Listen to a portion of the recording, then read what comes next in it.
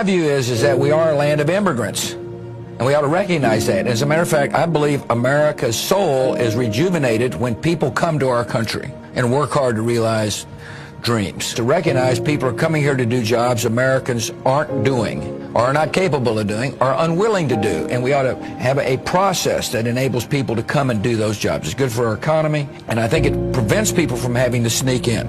There are laborers who do jobs people won't do, but there are also incredibly bright students who come. And I think it is a foolhardy policy to limit the number of workers that could contribute, for example, to the productivity of the United States in the internet world. I do believe there will be a rational immigration policy eventually passed. I think there's going to have to be some time. There are some isms that occasionally pop up. One is isolationism, and its evil twin protectionism, and its evil triplet nativism. So if you study the 20s, for example, there was an American First policy that said, who cares what happens in Europe? What happened in Europe mattered eventually because of World War II. And there was an immigration policy that I think during this period argued we had too many Jews and too many Italians, therefore we should have no immigrants. And my point to you is we've been through this kind of period of isolationism, protectionism, nativism. I'm a little concerned that we may be going through the same period. I hope that these isms pass. Look, I was raised in Texas. If you're raised in Texas, you understand what it means to interface with Mexican Americans who are Texan. And you realize that we share the same values: faith, family, hard work, commitment to service, and I think we ought to welcome people from different cultures to America. The great thing about America is we ought to be confident in knowing that everybody becomes an American, and we share the same value system. In other words, there's a great capacity for our society to assimilate people.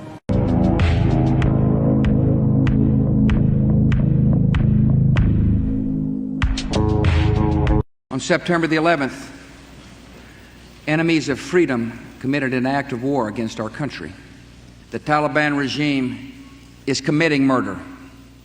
And tonight, the United States of America makes the following demands: deliver to United States authorities all the leaders of Al-Qaeda who hide in your land. Release all foreign nationals, including American citizens you have unjustly imprisoned, and hand over every terrorist and every person in their support structure to appropriate authorities. These demands are not open to negotiation or discussion.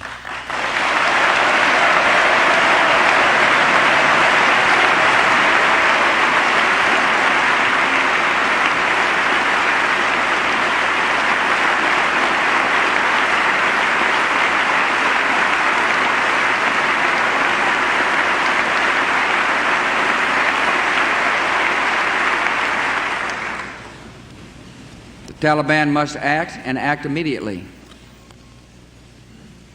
They will hand over the terrorists, or they will share in their fate.